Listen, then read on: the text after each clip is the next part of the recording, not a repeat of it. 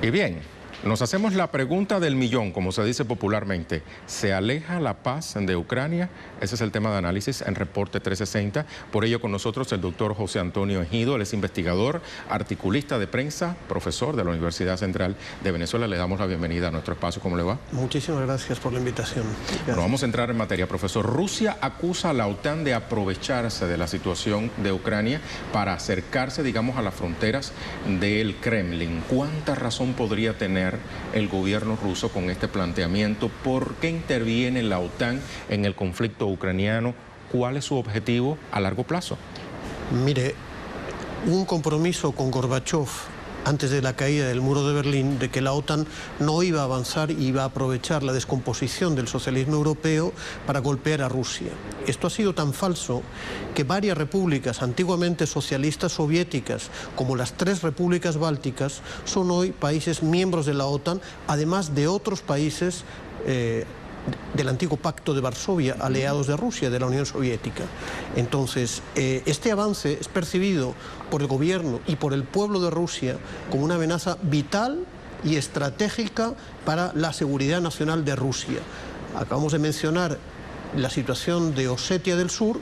La consecuencia de la cercanía del gobierno georgiano con la OTAN y con los Estados Unidos fue una espantosa guerra en el 2008 que dejó muchos muertos. La cercanía de Ucrania con la OTAN ha dejado más o menos 10.000 muertos.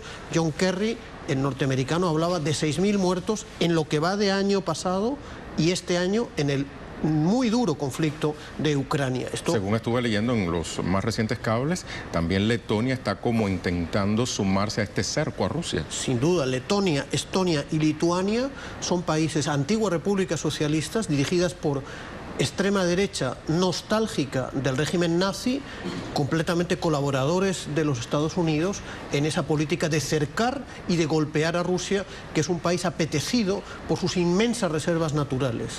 Ahora bien, profesor, Estados Unidos envía 330 paracaidistas para entrenar al ejército de Kiev. ¿Por qué atiza la Casa Blanca el fuego en Ucrania? ¿Conspira contra lo acordado en Minsk? Mire, los acuerdos de Minsk son un golpe para los Estados Unidos, son muy favorables para el pueblo del este de Ucrania, también para Rusia. Se reconoce que Crimea ya forma parte de Rusia. Pero ¿por qué es interesante Ucrania para los Estados Unidos? El principal ideólogo de política exterior de los Estados Unidos, que es un señor de nombre polaco pero muy norteamericano, es Zbigniew Brzezinski. Dejó escrito en un libro que se puede consultar en línea, se llama El Gran Tablero Mundial. Para dominar Eurasia es necesario golpear a Rusia. Para golpear a Rusia es necesario controlar Ucrania, precisamente. Ucrania es la segunda república soviética socialista, antiguamente con una gran potencia industrial, un granero de alimentos sumamente importante.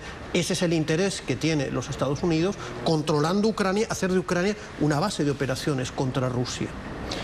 Vamos a cambiar de tema, aunque nos vamos a mantener hablando prácticamente del mismo entorno. Y como conocedor que es de la realidad política de España, le pregunto qué opinión le merece la detención de los 8 voluntarios de ese país como presuntos autores de delitos cometidos por su integración y actividad junto a los grupos independentistas del este ucraniano tras su regreso a España.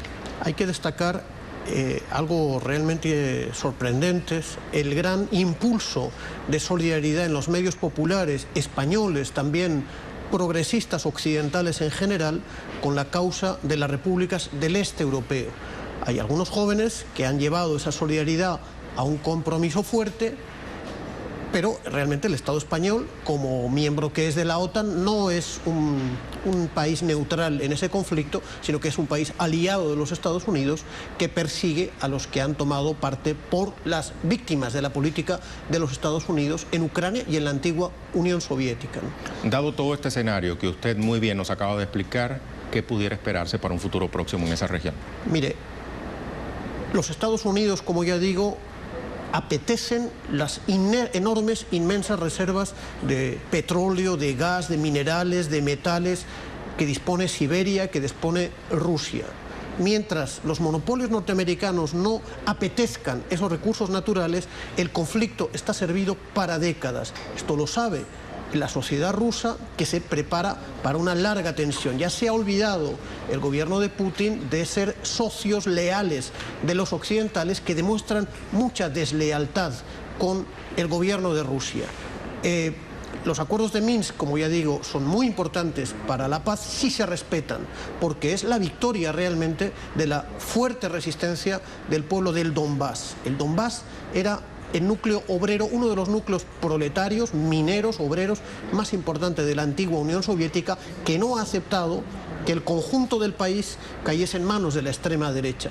Son una gran victoria. Es muy posible que los Estados Unidos quieran sabotear y boicotear utilizando los elementos más extremistas del gobierno de Kiev contra esos acuerdos de Minsk, que realmente, si se respetan, serían una muy buena solución para finalizar con un conflicto realmente duro, realmente sangriento.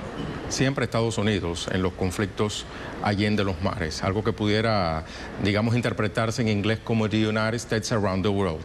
Muchísimas gracias, profesor, por todas las explicaciones que nos ha facilitado a este espacio de Telesur. El doctor José Antonio Ejido, investigador, articulista de prensa y profesor de la Universidad Central de Venezuela, a quien tendremos en próximos espacios de Telesur. Gracias una vez más. Muchísimas gracias. Hasta pronto. Vamos a proseguir.